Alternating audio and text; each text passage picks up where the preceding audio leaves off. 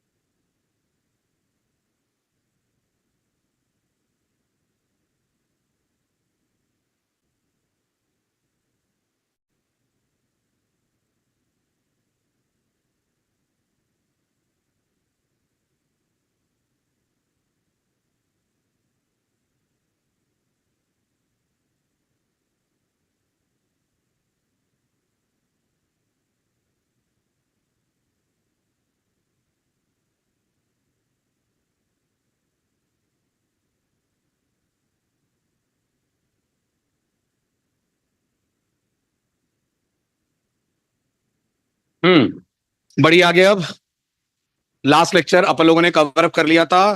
दो important topic, to string और JavaScript में ऑब्जेक्ट्स को कैसे करते हैं अपन कंपेयर। अब आज बात करते हैं ऑब्जेक्ट्स रिलेटेड आखिरी इंपॉर्टेंट पॉइंट की, और फिर मूव करते हैं टुवर्ड्स नेक्स्ट इंपॉर्टेंट चैप्टर, और वो है arrow functions. But before that हमें जावास्क्रिप्ट में एक और टॉपिक पढ़ना है जो आपको जावा में तो बहुत मिला होगा, बट जावास्क्रिप्ट में आप इससे पहली बार मिल रहे हैं। और जावास्क्रिप्ट में लोगों को सबसे ज्यादा परेशान और कंफ्यूज यही टॉपिक करता है।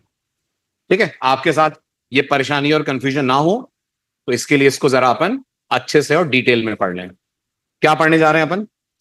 अपन पढ़ने जा रहे हैं जावास्क्रिप्ट में a very important topic called as this. पढ़िए सबसे पहले और मुझे बताइए स्लाइड क्या कह रही है, दिस क्या है? जावास्क्रिप्ट में दिस क्या है? सर आवाज नहीं आ रही है, आवाज नहीं आ रही है। श्योर ऑनलाइन स्टूडेंट्स कंफर्म करिए, आ रही है?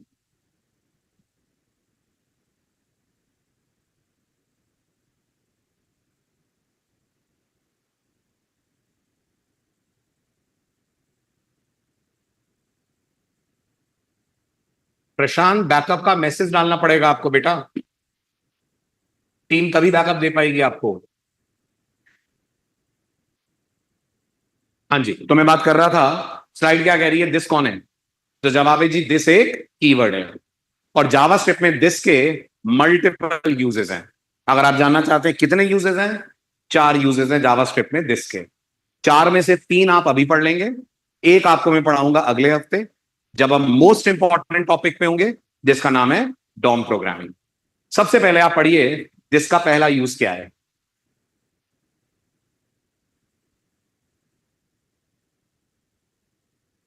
समझाइए मुझे क्या कह रहा है स्टेटमेंट।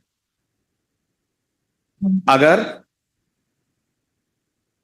अगर आप दिस को स्क्रिप्ट टैग के अंदर डायरेक्ट यूज करते हैं, स्क्रिप्ट टैग के अंदर डायरेक्ट, तो दिस विंडो बन जाता है। क्या बन जाता है? दिस विंडो बन जाता है। ओके, मेरी बात को और बेटर समझने के लिए अपन सीधे एक कोड से इसको समझने की कोशिश करते हैं। तो देखो, मैंने इस कोड को लिखा यूजिंग दिस। जल्दी से मुझे इस लाइन का मतलब समझाओ। Where A is equal to 10, बताओ जल्दी फटाफट। एक वेरिएबल बनेगा जिसका नाम ए होगा, जिसकी वैल्यू 10 होगी, ठीक है। और क्योंकि ये ग्लोबल एरिया में वेर के साथ बना है, जावास्क्रिप्ट कुछ और भी करेगी इस ए के साथ। क्या करेगी? जावास्क्रिप्ट इसको विंडो ऑब्जेक्ट के अंदर ले जाकर स्टोर कर देगी। तो इसका मतलब अगर मैं जावास्क्रिप्ट में कहता हूं document dot write backtick dollar window dot A dollar, sorry, dollar curly brace window dot A B R, तो क्या मुझे आउटपुट में 10 मिलेगा? है ना, कोई डाउट नहीं है इसमें। 100% अपन को ये कोड आउटपुट में दिखाएगा 10। ठीक है। Now what is the new thing? नई चीज ये है कि अगर मैं इस कोड में ऐसे लिख दूं document dot right this dot A, तो भी मुझे 10 मिलेगा। क्या समझ में आया? जावास्क्रिप्ट में अगर, ये अगर बहुत जरूरी है। अगर इसलिए जरूरी है क्योंकि दिस हमेशा विंडो नहीं होगा। अगर आप जावास्क्रिप्ट में डायरेक्टली स्क्रिप्ट टैग के अंदर दिस बोलोगे तो जावास्क्रिप्ट उसे विंडो के बराबर मानेगी। अगर मेरी बात समझ आ रही है तो मुझे दिस का डायग्राम दो। एक जावास्क्रिप्ट के पास ऑब्जेक्ट है जिसको जावास्क्रिप्ट विंडो नाम के रेफरेंस से तो रेफर करवा ही रही है ना। जावास्क्रिप्ट यहां दिस को भी इसी से कनेक्ट कर रही है। तो इसके अंदर जो कुछ भी है वो विंडो या दिस दोनों के माध्यम से एक्सेस हो जाएगा। जैसे आप याद करिए अलर्ट, अलर्ट कौन है जावास्क्रिप्ट में? विंडो का मेथड है। लेकिन आपको विंडो डॉट अलर्ट नहीं बोलना पड़ता क्योंकि विंडो डिफॉल्ट ऑब्जेक्ट है। और बोलूंगा तो चलेगा विंडो डॉट अलर्ट, और दिस डॉट अलर्ट चलेगा क्योंकि दिस भी विंडो है अगर आप उसे एक्सेस कर रहे हैं इनसाइड ग्लोबल एरिया। उतार लीजिए, टाइटल डालिए यूजिंग दिस, लिखिए 2-3 लाइनें लिखें। पहली line, in JS this is a keyword. In JS, this is a keyword and it has 4 different uses. And it has 4 different uses. Pehla, when used in global area, when used in global area, when used in global area, comma, this, when used in global area, comma, this refers to window object. अपनी बात को proof करने के लिए code उतार लें। This refers to window object, और इस विंडो के अंदर कौन है? आपके कोड के अनुसार, इस विंडो के अंदर आपके कोड के अनुसार फिलहाल ए है। इसलिए आपको मिल रहा है दिस डॉट ए और विंडो डॉट ए दोनों का सेम आउटपुट। इसलिए आपको मिल रहा है दिस डॉट ए और विंडो डॉट ए दोनों का सेम आउटपुट।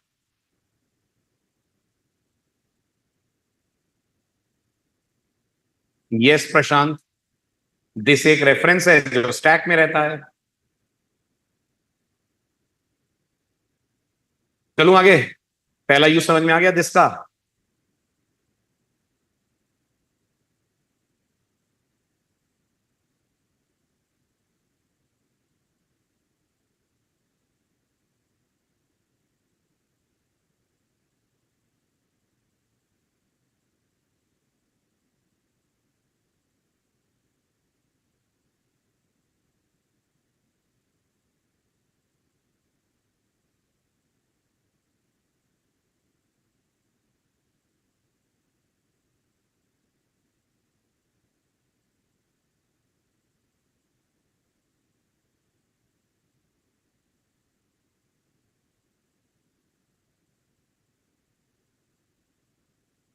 हो गया, डन।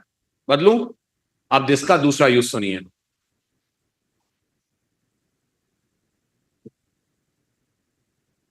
अगर आपने स्कोप वाला लेक्चर मिस नहीं करा है तो मुझे बताइए, अगर मैंने एक फंक्शन बनाया शो के नाम से, एक वेरिएबल मैंने ऊपर बना रखा है, एक वेरिएबल मैं अंदर बनाता हूं जिसमें वैल्यू डालता हूं मैं 20, क्या होगा अगर जावास्क्रिप्ट में मैं कह दूं document dot write followed bye backtick A is $a। इसका जवाब क्या आएगा जब मैं शो को कॉल करूंगा? ऑनलाइन स्टूडेंट्स क्या आएगा? Very good. इसका आउटपुट जावास्क्रिप्ट की तरफ से 20 आएगा। तो क्या मैं मान लूं कि वो जो ऊपर ए है उसकी वैल्यू अब 20 हो गई है? नहीं, ओवरराइड हो गई है, ऐसा लग रहा है आपको?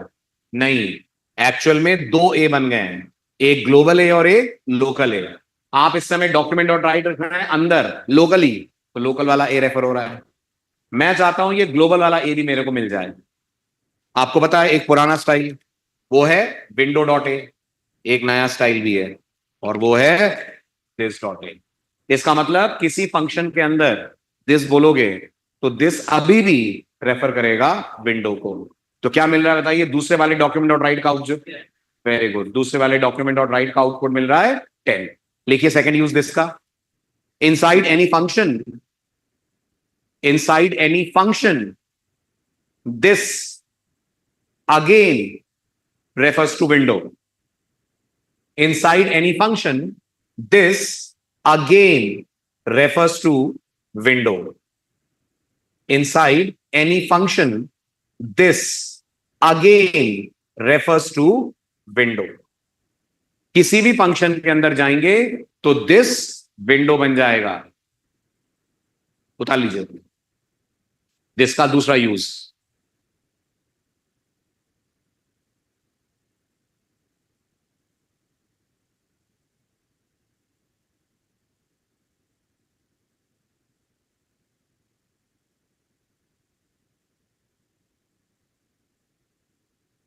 तो वो दोनों सेम ही है।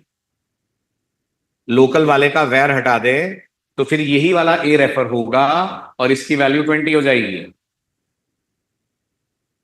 फिर जावास्क्रिप्ट समझेगी कि आप इस ए में ही 20 डाल रहे हैं। हो गया, डन, नोटेड। तीसरा यूज दिस का। मुझे एक ऑब्जेक्ट बना के दीजिए, ठीक है। ऑब्जेक्ट का नाम रखिए प्लेयर, उसके अंदर एक रखिए नेम विराट, एज रखिए 32 और जेंडर सॉरी बर्थ प्लेस रखिए दिल्ली। करवाइए। Let player is equals to, कैसे बनाते हैं ऑब्जेक्ट? करली ब्रेस। क्या ऐड करते हैं करली ब्रेस के अंदर? जल्दी जल्दी, करली ब्रेस के अंदर ऐड करते हैं आप प्रॉपर्टी। तो मैंने कहा एज 32 और उसके बाद कॉमा, फिर वेरी गुड, फिर नेम मैंने बोल दिया विराट, फिर बर्थ प्लेस, ठीक है, ये हो गया विराट। यहां ऐड कर दिया मैंने बर्थ प्लेस कोलन, यहां क्या आ जाएगा? दिल्ली आ जाएगा, ठीक है। अब सपोज करिए मैं यहां एक फंक्शन बनाता हूं, फंक्शन का नाम मैं रख रहा हूं शो, ठीक है। आई होप आप भूले नहीं होंगे, कहने को ये फंक्शन है, एक्चुअल में ये मेथड है। किसका मेथड है? प्लेयर का।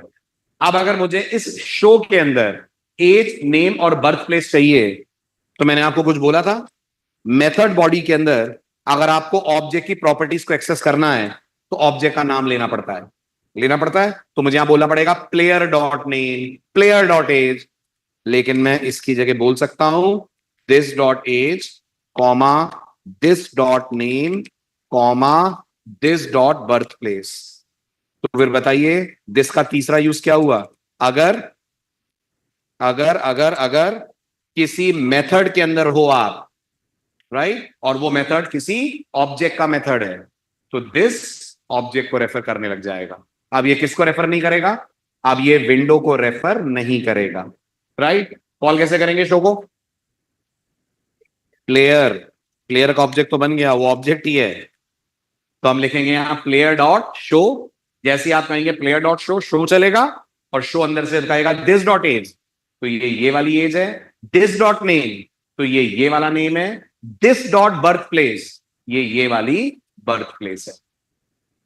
लिखिए तीसरा use, inside a method body, inside a method body, this refers, this refers to current object. inside a method body, this refers to current object। किसी मेथड की बॉडी में जाकर दिस बोलेंगे तो आपको मिलेगा current object. Inside a method body, this refers to current object. उतार लीजिए कोड।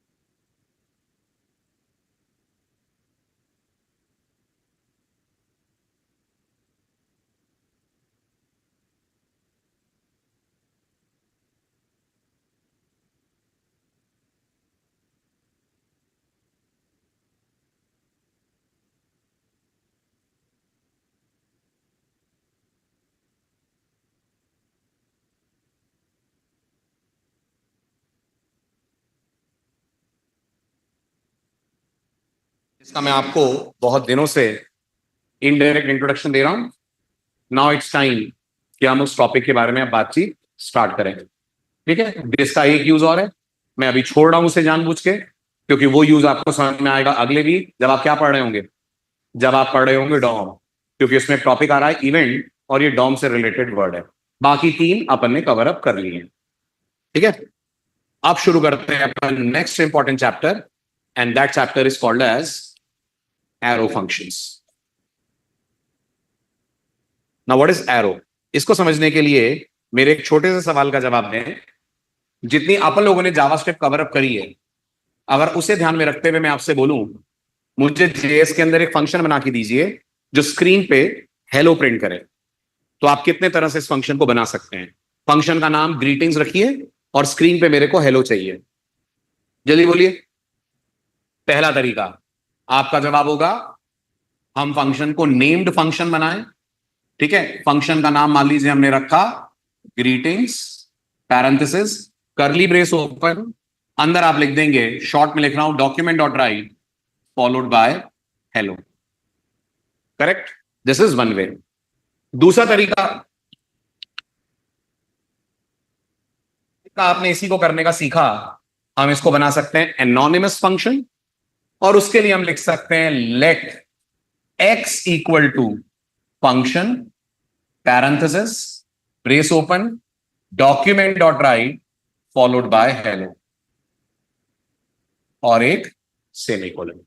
ठीक है, अब आज आप सीखिए इसी को करने का तरीका नंबर 3, जो इनका लाइटर और शॉर्टर वर्जन माना जाता है, और उसका नाम है एरो फंक्शन।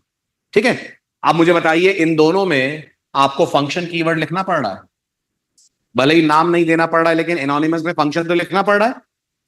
अब जो आप स्टाइल पढ़ने जा रहे हैं उसे हम बोलते हैं एरो फंक्शन, और इसके लिए आप लिखेंगे लेट शो, नाम कोई भी चलेगा, मैंने शो दिया है, is equals to parenthesis, is equal to के बाद पैरेंथेसिस।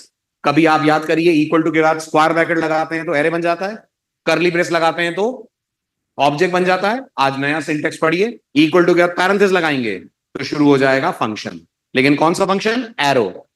अब एरो कैसे बनाना है? तो इसके बाद लगाना है माइनस और ग्रेटर देन, माइनस और ग्रेटर देन। एक्चुअल में ये माइनस नहीं है, ये एक्चुअल में इक्वल टू है, तो इसको माइनस ग्रेटर देन ना करके इक्वल टू ग्रेटर देन लगाइएगा, और इसको हम लोग जेएस में बोलते हैं फैट एरो।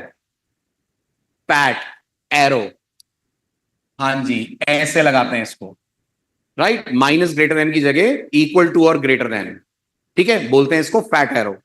और इसके बाद ब्रेस ओपन करेंगे आप, और ब्रेस के अंदर आप लिख देंगे document dot write followed by hello.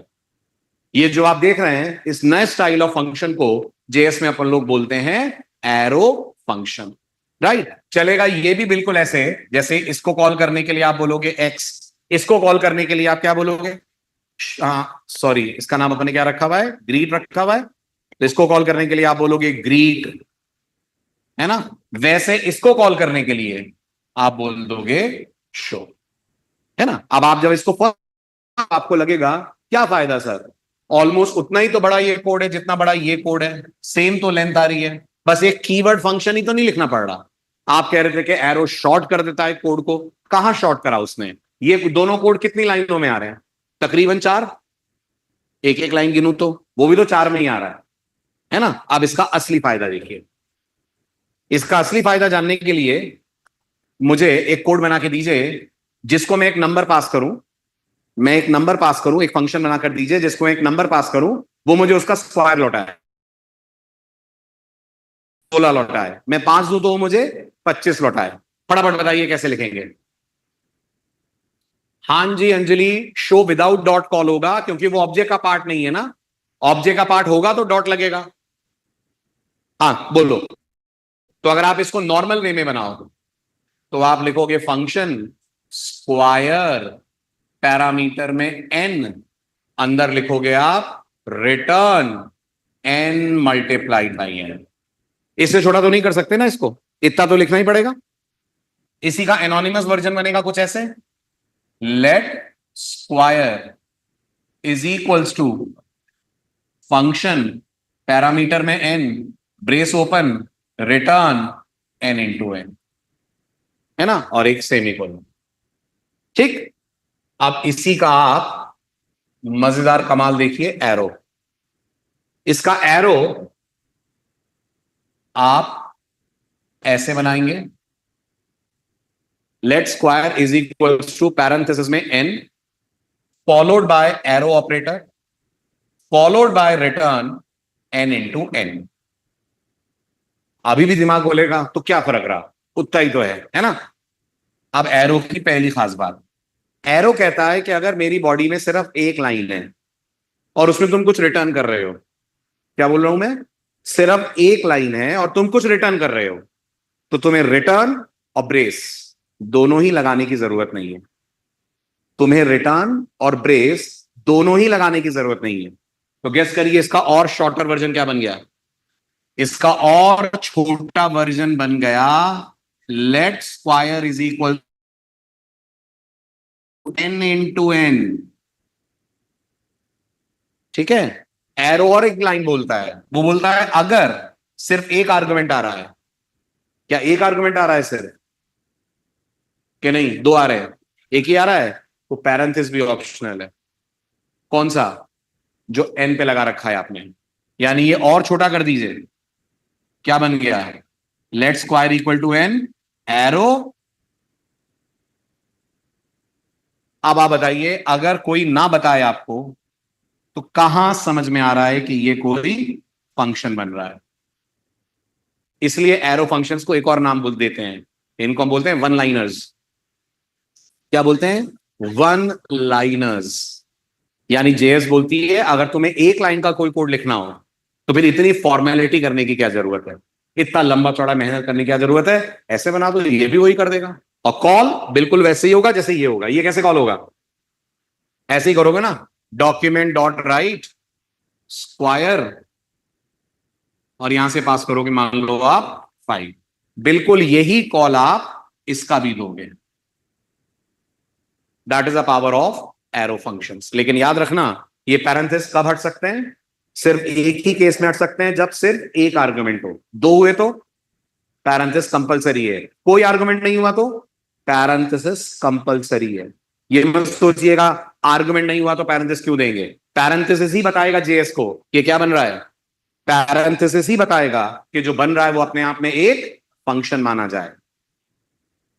ठीक है, दूसरी बात ये भी मत सोचना कि एरो फंक्शन एक लाइन के ही होते हैं। एक लाइन में सबसे ज्यादा यूज होते हैं, लेकिन अगर आपको चार लाइनें लिखनी है लिखिए, बट अगर चार लाइनें लिखते हैं तो करली ब्रेसेस आवश्यक है, और अगर रिटर्न कराना हो तो रिटर्न भी लिखना पड़ेगा फिर। Got it. तो इन दोनों में क्या अंतर है, इसमें और इसमें, वहां रिटर्न लिखकर रिटर्न हो रहा है, यहां बिना रिटर्न लिखे रिटर्न हो जा रहा है। क्यों, क्योंकि ये सिंटेक्स है कि अगर एक लाइन का कोड लिखोगे तो अपने आप जो लिखोगे वो रिटर्न हो जाएगा। तो अगर मैंने यहां एन इंटू एन की जगह लिख दिया भोपाल, तो रिटर्न हो जाएगा भोपाल। जो लिख दोगे जावा स्टूडियो से उठा के कर देगी रिटर्न, बिना आपसे रिटर्न मांगे। और आप रिटर्न लिखोगे भी नहीं, यहां रिटर्न लिखना है तो ब्रेस भी लगाने पड़ेंगे, और ब्रेस छोड़ोगे तो रिटर्न भी हटाना पड़ेगा। तो या तो ब्रेस और रिटर्न दोनों लगाओ, या ब्रेस और रिटर्न दोनों हटाओ। और वो भी कब, जब एक लाइन की बॉडी हो। चार लाइन की बॉडी है तो ना ब्रेस हटेगा ना रिटर्न हटेगा। ठीक है, अब आ जाइए इसके प्रॉपर सिंटेक्स से। ठीक है, आया कब ये, तो ये भी ES6 में आया है, और बिल्कुल 2015 में। और ये आपको फंक्शन बनाने का एक शॉर्टर सिंटेक्स देता है। क्या सिंटेक्स है इसका, ये सिंटेक्स है इसका, पैरेंथेसिस, आर्ग्यूमेंट्स, उसके बाद fat arrow, brace open close, और अंदर बॉडी। फटाफट सिंटेक्स उतारिए, फिर मैं आपको प्रैक्टिकल्स कराऊंगा।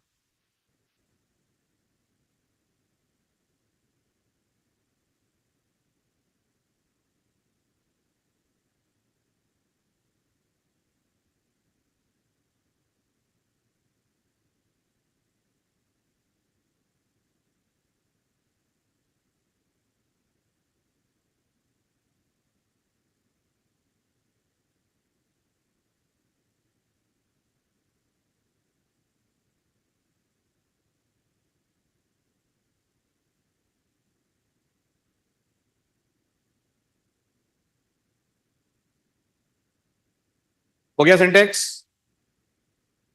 हटा दूं? आप लोगों ने लिख लिया? Online students noted?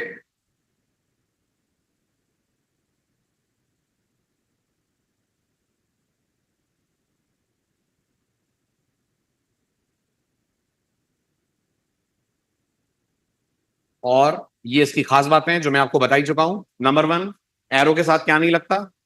Function keyword नहीं लगता। एरो फंक्शंस का कोई नाम भी नहीं होता, ये भी एनोनिमस होते हैं, इनको भी वेरिएबल में रखते हैं अपन। और पैरेंथेसिस लगता है, पैरेंथेसिस के बाद लगता है फैट एरो, और उसके बाद फंक्शन की लिख दी जाती है बॉडी। तो सीधे प्रैक्टिकल्स पे लेते हैं। ये हम पढ़ने जा रहे हैं chapter number 16,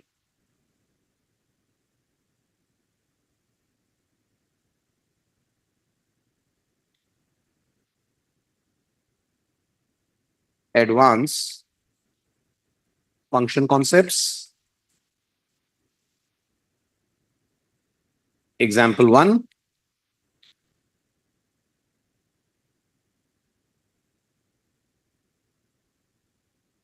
this is arrow function demo. शुरुआत सिंपलेस्ट एग्जाम्पल से करते हैं। तो मैं लिखूंगा script let greet is equals to parenthesis arrow brace open closed, अंदर लिख दूंगा मैं कंसोल और मे बी अलर्ट, अलर्ट के अंदर गुड इवनिंग। और ये जो ग्रीट फंक्शन मैंने बनाया है, इस ग्रीट को अपन कर लेंगे कॉल। ये पहला बेसिक एग्जांपल एरो फंक्शन का। रन कीजिए, पॉपअप में आपको दिख जाना चाहिए गुड इवनिंग। उतारिए फटाफट।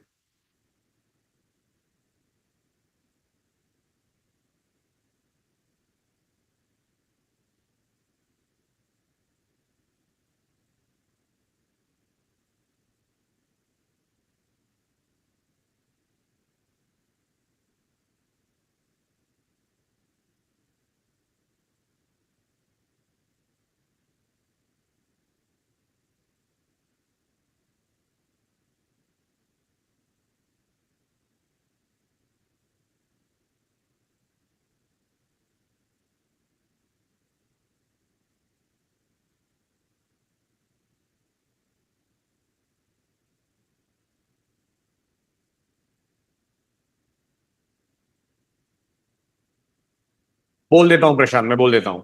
हो गया इतना, चलूं आगे? डन। चलिए अब फटाफट, चलो एक एग्जांपल मैं कराता हूं, फिर अगला आप करो। अब अपन ने एक स्क्वायर वाला बनाया था, वो और ले लेते हैं। सो मान लीजिए मुझे एक एरो फंक्शन बनाना है जिसे मैं पास करूं एक नंबर, ये रहा वो नंबर, और ये मेरे को रिटर्न करे इस नंबर की स्क्वायर्ड वैल्यू। तो मैं लिख दूंगा return n multiplied by n, और यहां क्या आ जाएगा? यहां आ जाएगा डॉक्यूमेंट डॉट राइट। कॉल कैसे करोगे? वैसे ही करेंगे जैसे किसी और फंक्शन को करते हैं, स्क्वायर, और फिर आपको जो भी पास करना है, मैंने पास कर दिया 4। ठीक, पेज रन कीजिए, आपको 4 का स्क्वायर आपके पेज पे दिख जाएगा। ठीक है, क्या ये और छोटा हो सकता है? क्या कर सकते हैं इसको और रिड्यूस कैसे करोगे? वेरी गुड, और रिड्यूस ऐसे उतारो, चलो इसको उतारो, फिर इसको रिड्यूस करते हैं।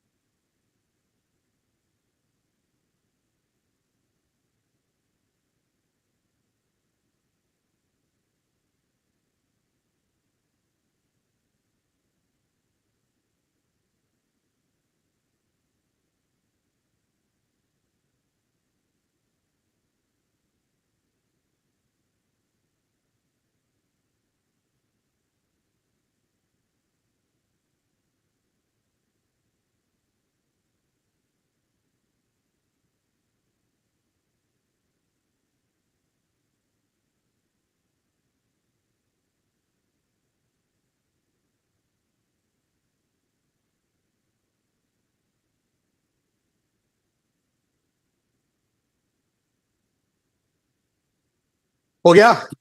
रिड्यूस करो अब इसको। पहला चेंज ये हो सकता है कि अपन क्या क्या हटा दें, ब्रेस और रिटर्न दोनों हटेंगे, आएंगे तो दोनों आएंगे, जाएंगे तो दोनों जाएंगे। ठीक है, तो ये हटा दें और रिटर्न भी हटा दें और इसको ऐसे कर दें। दूसरा चेंज, क्योंकि सिंगल आर्ग्यूमेंट है, इसको भी उड़ा दीजिए।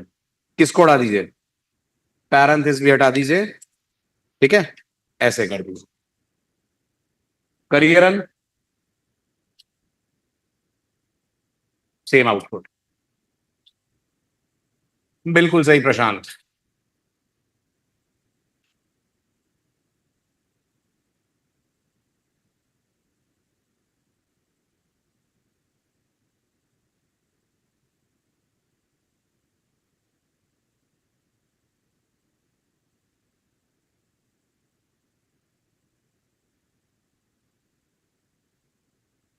हो गया डन।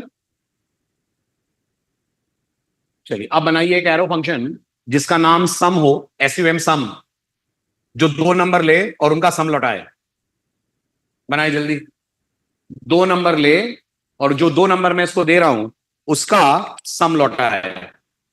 बोलिए let sum is equals to parenthesis में A कॉमा B और फैट एरो, करली ब्रेस जरूरी है? पक्का? पक्का करली ब्रेस जरूरी है? क्यों? दो आर्गुमेंट पास करते हैं तो करली ब्रेस जरूरी होता है, दो आर्गुमेंट पास करते हैं तो पैरेंथेसिस जरूरी होता है, करली ब्रेस जरूरी नहीं है। क्योंकि एक लाइन का तो कोड है A और B का सम रिटर्न कराना। तो क्या ऐसे चलेगा? बिल्कुल चल जाएगा। और जहां स्क्वायर लिखा है वहां अपन बोल देंगे सम 4,8। चलाइए, सम आ जाना चाहिए 12।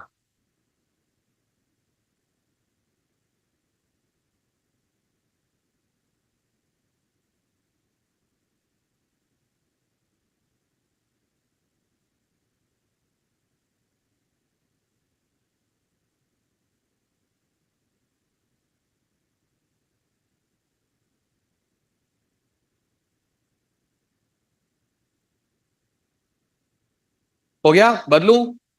डन।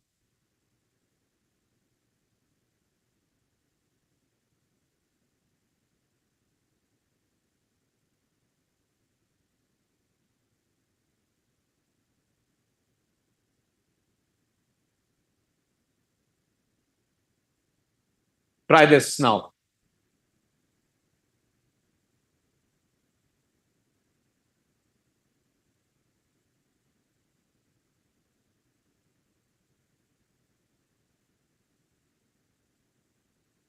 बनाओ एक एरो फंक्शन बनाइए जिसको मैं पास करूंगा सर्कल का रेडियस और वो मुझे लौटाए सर्कल का एरिया।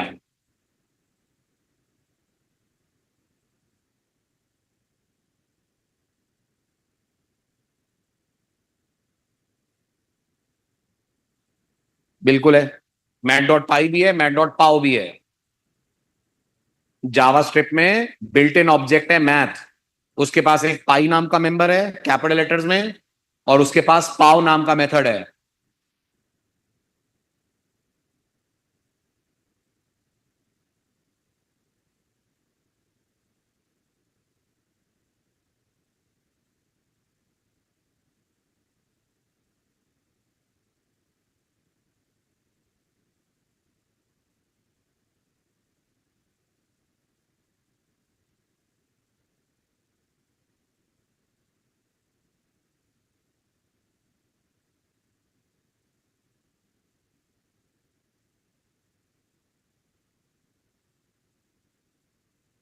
हाँ जी, हो गया डन। क्या करा बताओ, जल्दी से गाइड करो। This is example number 4। Let sum बन जाएगा एरिया, आर्ग्यूमेंट एक लेगा तो क्या बिना पैरेंथेसिस के रेडियस लिख सकते हैं? Let area equal to radius और रिटर्न करना है पाई आर स्क्वायर। एक तरीका पाई आर स्क्वायर लिखने का होगा, आप लिखें 3.14 इंटू रेडियस इंटू रेडियस। और यहां से हम कॉल कर लें एरिया, और हम यहां से पास कर दे मान लो एरिया 4। तो जैसे ही आप लिखेंगे एरिया 4, 4 जाएगा रेडियस में और रिटर्न हो जाएगा 3.14 into 4 into 4। One way is this. Second way, ये जो 3.14 है, आप इसकी जगह जावास्क्रिप्ट के एक प्री डिफाइंड ऑब्जेक्ट को यूज कर सकते हैं, जिसका क्या नाम है, जिसका नाम है मैथ। और इस मैथ के पास एक मेंबर है जिसका नाम है पाई। ठीक, इसी तरह से ये जो आप कर रहे हैं, क्या हो रहा है, ये रेडियस का आप निकाल रहे हैं स्क्वायर, ये बन जाएगा मैथ डॉट पाओ रेडियस कॉमा 2। ठीक, अभी भी आंसर आएगा, बस थोड़ा सा बड़ा आएगा, पॉइंट के बाद डिजिट ज्यादा आएंगे। क्यों? इसलिए ज्यादा आएंगे क्योंकि पाई की वैल्यू जावास्क्रिप्ट में अप टिल 16 प्लेसेस, इसलिए आपका आंसर इतना बड़ा आ रहा है। और नहीं चाहिए तो वेरी गुड, तो ये जो एरिया का कॉल है इसी पे लगा दीजिए डॉट टू फिक्स्ड, और यहां बता दीजिए आपको कितने, मुझे 3 डिजिट तक चाहिए।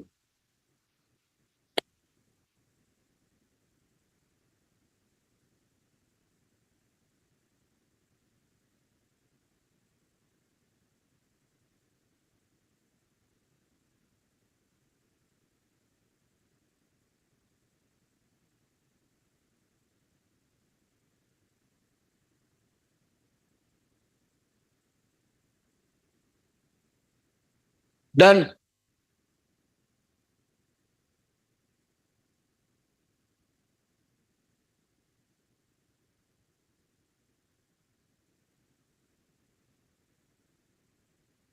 करो जेंट्स, ट्राई दिस।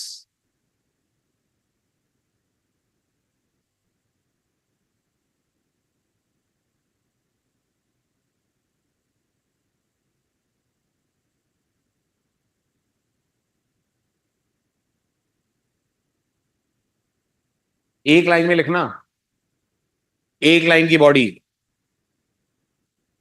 एक ऐसा एरो फंक्शन बनाओ जिसको मैं एक नंबर पास करूं, वो मुझे रिटर्न करे इवन अगर वो इवन है, और ऑड अगर वो ऑड है, और आपका एरो फंक्शन एक लाइन का होना चाहिए। बिल्कुल सही है।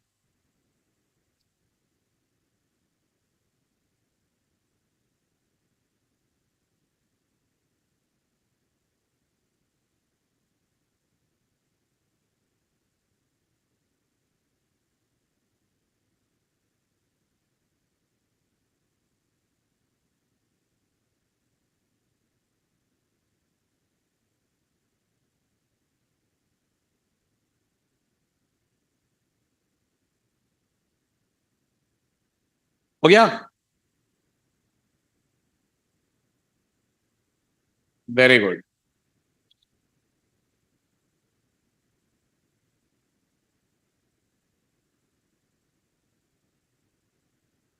देखें अब, ये हो जाएगा let check even odd is equals to N arrow, parenthesis हटा सकता हूं, एन पे से पैरेंथेसिस हटा सकते हैं क्योंकि सिंगल आर्ग्यूमेंट है। ठीक, अब ध्यान से देखिए जो गलती होती है, अगर मैं ये लिखता हूं तो मुझे बताइए, अगर मैं कॉल करता हूं चेक इवन ऑड और पास करता हूं मान लीजिए इसको 6, तो मुझे क्या मिलेगा, मुझे ट्रू मिलेगा। क्यों? क्योंकि ये क्या है, ये एक बुलियन एक्सप्रेशन है, और बुलियन एक्सप्रेशन का आंसर जेएस में ट्रू या फॉल्स आएगा। मैंने 6 पास करा है, क्या 6 मॉड 2 0 के बराबर होगा? होगा, क्योंकि ये कंडीशन ट्रू होगी तो मेरे को आंसर इवन ना मिलकर ट्रू मिल जाएगा, है ना। और अगर मैं 6 की जगह 9 पास कर दूं तो फॉल्स मिल जाएगा। पर क्वेश्चन कह रहा है मुझे ट्रू फॉल्स नहीं, मुझे इवन और चाहिए, तो फिर मुझे इसको थोड़ा सा बदलना पड़ेगा। इसके बाद मैं लगा दूंगा क्वेश्चन मार्क। अगर ऐसा है तो इवन रिटर्न हो जाए, वरना ऑड रिटर्न हो जाए। पर मुझे एक डाउट ये हो रहा है, हमने रिटर्न तो लिखा ही नहीं है यहां कहीं। एरो का सिंटेक्स है कि अगर एरो एक लाइन का है तो जो फाइनल रिजल्ट है वो हो जाएगा रिटर्न। तो फाइनल रिजल्ट क्या है, या तो इवन है और या तो ऑड है, अकॉर्डिंगली आपको मिल जाएगा आंसर।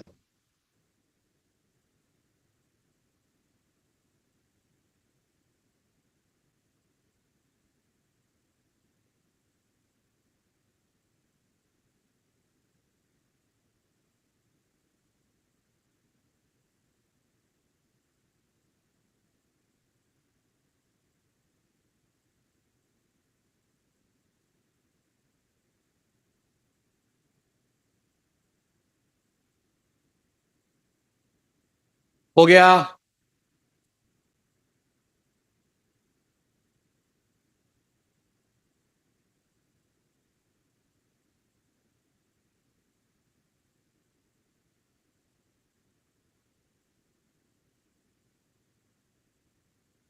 वेरी गुड अमित, सही है कोड आपका।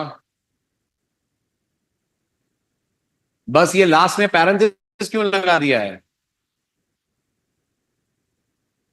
उसकी जरूरत ही नहीं है ना कंडीशन पे पैरेंथेसिस लगाने की। चलो आगे, डन। अब एरो के बारे में दो जरूरी बातें। एरो के साथ जावास्क्रिप्ट ने दो रेस्ट्रिक्शंस लगा रखे हैं। नंबर वन, आपने अभी भी पढ़ा कि अगर हम लोग किसी ऑब्जेक्ट में कोई मेथड बनाते हैं, ऑब्जेक्ट में मेथड बनाते हैं, तो वहां दिस किसको रेफर करता है? ऑब्जेक्ट को। लेकिन अगर उस मेथड को आप एरो से बनाएंगे, जैसे कि इस एग्जांपल को देखिए, क्या ये पर्सन ऑब्जेक्ट है और टू स्ट्रिंग उसका मेथड हो गया? तो अगर आपने यहां टू स्ट्रिंग बनाया एज एरो फंक्शन, यही होगा ना एरो का सिंटेक्स। कल आपने टू स्ट्रिंग कैसे बनाया था? कल आपने टू स्ट्रिंग ऐसे बनाया था ना, to string colon function parenthesis और ब्रेस देकर बॉडी। अगर मैं इसको एरो बनाऊंगा तो ये फंक्शन हटाकर यहां फैट एरो लग जाएगा, वो यहां पर हुआ है। तो अगर आपने एरो फंक्शन को एज अ मेथड बनाया तो दिस फिर पर्सन को नहीं, विंडो को रेफर कर लेगा। क्या बोला मैंने? वापस बोलो पूरी लाइन। अगर किसी ऑब्जेक्ट का मेथड एरो फंक्शन की तरह बनाया जाएगा तो वहां दिस मिलेगा। हाँ, पर वो नहीं करेगा जो बाकी केस में कर रहा था। अगर ये एक नॉर्मल फंक्शन होता तो क्या ये दिस प्लेयर, सॉरी, पर्सन होता, है ना? लेकिन अभी ये दिस विंडो है। आउटपुट बताओ। आउटपुट अनडिफाइंड और एक और अनडिफाइंड। हाँ, क्योंकि ये दोनों जाकर कहां ढूंढे जाएंगे? विंडो में। ना विंडो में कोई एफ नेम है, ना विंडो में कोई एज है। तो आप एरो जरूर करिए। तो इसका ये मतलब तो नहीं समझ रहे ना कि ऑब्जेक्ट में एरो फंक्शन नहीं बनते? ऐसा तो नहीं सीख रहे हैं कि सीख रहे हैं ऐसा? ऑब्जेक्ट में एरो फंक्शन नहीं बनते, गलत है। ऑब्जेक्ट में एरो बनाइए लेकिन दिस यूज मत करिए। फिर क्या करिए? पर्सन। पर्सन बोल दीजिए सीधे। तो जेएस को एरो से प्रॉब्लम नहीं है, एरो को दिस से प्रॉब्लम है। ठीक है। दूसरा, आपको याद होगा जब आप नॉर्मल फंक्शन बनाते हैं तो उसको आर्ग्यूमेंट्स मिलता है। भूल गए? आर्ग्यूमेंट्स। कौन है ये? एक स्पेशल ऑब्जेक्ट होता है जो सारे पैरामीटर अपने अंदर कॉपी करवा लेता है ना? वो आपको नहीं मिलता है अगर आप क्या यूज करते हैं? अगर नहीं, दिस नहीं, अगर आप यूज करते हैं एरो। अगर आप यूज करते हैं एरो तो उसको आर्ग्यूमेंट्स नहीं मिलेगा। मतलब मैं क्या बोल रहा हूं? मैं ये कह रहा हूं, हमने फंक्शन वाला कुछ एग्जाम्पल बनाया हो। Function function function. हाँ,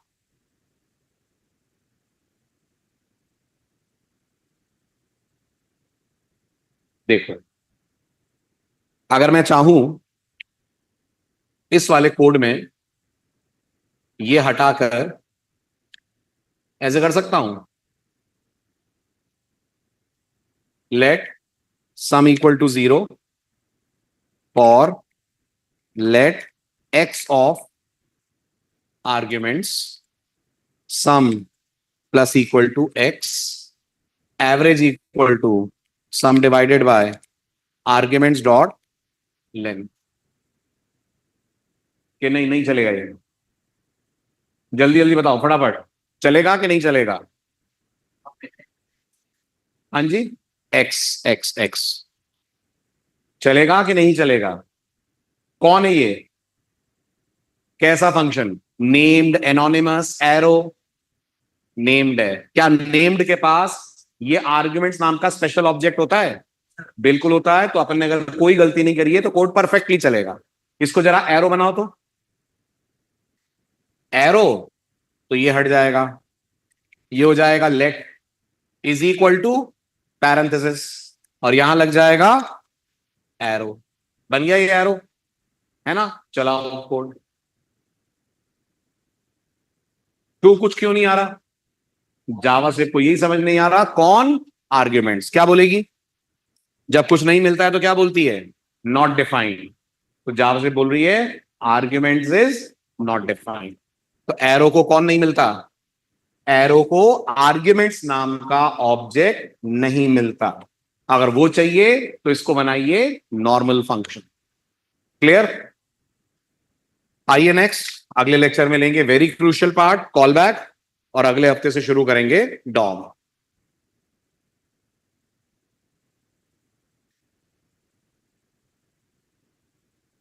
अब भी कर